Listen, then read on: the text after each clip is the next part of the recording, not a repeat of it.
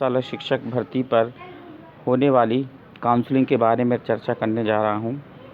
ये वर्ग 3 से संबंधित है, परंतु इनकी जो पोस्टिंग है वो हाई स्कूल में होने वाली है। तो आज हम इस पर चर्चा करेंगे। देखिए, यहाँ पर आप देखेंगे, मैंने पिछले वीडियो में बताया था इस नोट के बारे में, तो एक बार और इसको समझ लेते हैं। देखिए, यहाँ लिखा है प्राथमिक शिक्षक एवं प्रयोगशाला शिक्षक की न्यूनतम शैक्षणिक योग्यता भिन्न होने से इस चरण में जनजातीय कार्य विभाग द्वारा विज्ञापित प्रयोगशाला शिक्षक के पद सम्मिलित नहीं किए जा रहे हैं। इस चरण की कार्यवाही पूर्ण हो जाने के बाद प्रयोगशाला शिक्षक के लिए निर्धारित शैक्षणिक योग्यताधारी पात्र अभ्यर्थियों के संबंध में पृथक से कार्यवाही की जाएगी। तो आज मैं इसकी लिस्ट के बारे में चर्चा करने वाला हूं कि ये लिस्ट कहां से स्टार्टिंग हो सकती है और कहां तक जा सकती है। देखिए दोस्तों, आपको पता है कि जो पहली काउंसलिंग हुई थी और जो दूसरी काउंसलिंग हुई थी, उसमें जो हाईएस्ट नंबर वाले थे उनका सिलेक्शन हो चुका है। अब उसके बाद के जो अभ्यर्थी रहेंगे, अब उनका सिलेक्शन होने वाला है, क्योंकि साइंस सब्जेक्ट से जो थे वो हाईएस्ट नंबर में भी होंगे। और अब इसमें साइंस सब्जेक्ट वालों को लिया जाना है, जो मैथमेटिक्स वाले होंगे, जो बायोलॉजी वाले होंगे, और हो सकता है एग्रीकल्चर वाले भी हों, उनको भी इसमें लिया जा सकता है।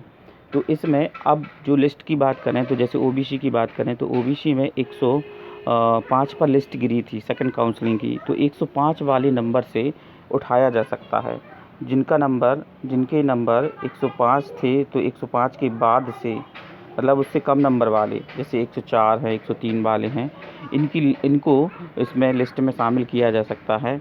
और ये लगभग 1600 पदों के लिए होना है। तो अलग अलग कैटेगरी वाइज की अलग अलग लिस्ट गिरेगी इसमें। जैसे कि जनरल की बात करें तो वो 110 समथिंग लास्ट नंबर था जो सेकंड काउंसलिंग में था। SC ST का और भी कम हो गया था, लगभग ST का तो बचा ही नहीं था, सारे कंप्लीट हो गए थे। और जो SC है तो उनका भी नीचे चला गया था कट ऑफ। तो इस तरह से आपके नंबर 105 से लेकर के आप ये मान के चलिए कि 95 तक के जो लोग होंगे ना, अभ्यर्थी होंगे, ये लिस्ट वहाँ तक जा सकती है। ओबीसी की बात करें, है ना, तो जो ओबीसी कैटेगरी होगी उनका ये हो सकता है। और इसी तरीके से जो अदर होंगे, जैसे इनमें सब में 10-10 का अंतर आ सकता है कि जो 105 है, या 5 का अंतर आ सकता है कि 105 से 95, या फिर 110 वाले जो 100 पे आ सकते हैं। तो ये जो लिस्ट, क्योंकि पोस्ट ज़्यादा नहीं है, 1600 पद हैं, तो उसके हिसाब से ही लिस्ट गिरेगी। तो ये जो लिस्ट है, ये कार्रवाई जब कंप्लीट हो जाएगी सेकंड काउंसलिंग की, तो उसके जस्ट बाद ही अलग से इसका कार्य किया जाएगा। इसकी लिस्ट का जो रोस्टर है वो उन्होंने पहले ही जारी कर दिया था जनजातीय कार्य विभाग ने। इनको केवल लिस्ट अपलोड करनी है जिसमें उन अभ्यर्थियों के नाम होंगे जिनमें इसका सिलेक्शन होने वाला है। और जो कार्रवाई फर्स्ट और सेकंड काउंसलिंग में हुई थी, उसी तरीके से इसमें भी होगी।